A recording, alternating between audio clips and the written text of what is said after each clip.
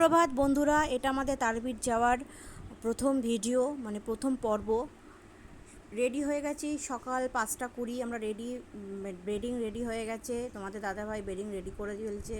এবার সবাই চলে এসছে, আমিও রেডি হয়ে গেছি, অলরেডি সবাই চলেই এসছে। এবার আমরা বেরোবো, আমরা বেরিয়ে গেছি। ওই যে ওরা দাঁড়িয়ে রয়েছে, এবার ওরা গাড়ি স্টার্ট করেছে, আমরাও স্টার্ট করে দিয়েছি গাড়ি। আমাদের গলি থেকে রাস্তা গলি দিয়ে বেরোচ্ছি। এবার রাস্তায় উঠবো, হাই রোডে উঠবো। হাই রোডের জাস্ট